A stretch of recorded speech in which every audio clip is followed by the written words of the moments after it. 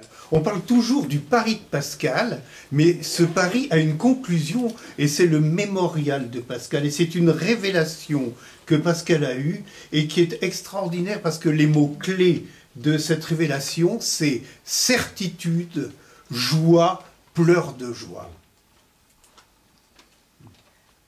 Si vous regardez les grandes figures des scientifiques, trouver des gens comme Pascal, c'est très soulageant pour la vie théologique.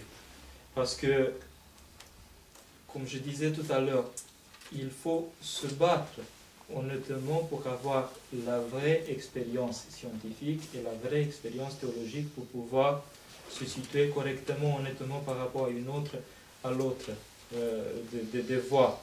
Et en même temps, il y a des dons, c'est-à-dire Pascal a reçu un don, qu'il a considéré toute sa vie un don. Et Dieu nous dit de demander les dons les plus grands, si je peux dire. Et en même temps, on regarde l'histoire, on a besoin, et nous avons besoin beaucoup de personnes qui ont des talents à multiplier dans cette perspective pour le bien de l'Église et pour le bien du salut de tous. Et je pense qu'en conclusion, si vous permettrez, je vais vous dire des choses simples. Il faut se mettre à l'abri de toute tentative de se croire et de penser qu'on devient des spécialistes. Même de la relation théologie-science. Il faut se mettre à l'abri de toute démarche qui commence à inventer une nouvelle discipline. Vous allez trouver dans le milieu académique des gens qui expriment très fort le fait qu'ils sont les nouveaux spécialistes et tout ça. Il faut se mettre à l'abri.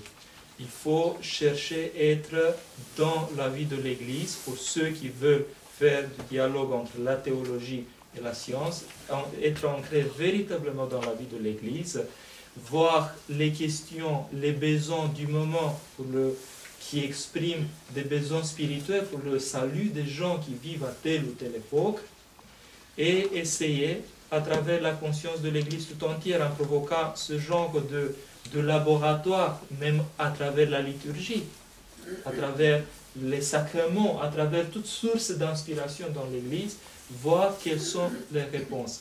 Et je pense que c'est le chemin pour quelqu'un qui veut parler de dialogue de la théologie envers la science. Pour l'autre partie, j'attends des propositions, disons, de la part des scientifiques, mais pour ceux qui vivent la vie de l'Église, il faut se mettre absolument à l'abri du danger de faire des grandes choses. On pense qu'on va changer le monde, qu'on est tout ça.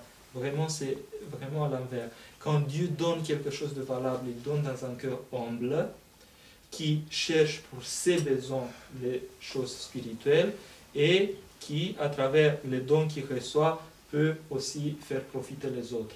Et c'est un travail, je le souligne, de l'Église, parce que vous allez trouver beaucoup d'autres perspectives, comme que le travail est notamment scientifique ou philosophique ou d'autres perspectives, qui essaient de trouver des médiations dans des systèmes philosophiques ou métaphysiques et tout ça, et qui considèrent que parler de dialogue, théologie et science est une autre chose aussi par rapport à la science, n'est plus de la science, n'est plus de la théologie, c'est une autre chose. Et je pense, à mon avis, que le dialogue théologie-science reste théologique. Si on perd la dimension de la théologie, je pense qu'on a déjà raté le dialogue. Bon, l'histoire va prouver, mais je pense que c'est une vision qu'on peut exprimer à l'intérieur, je répète, de l'Église.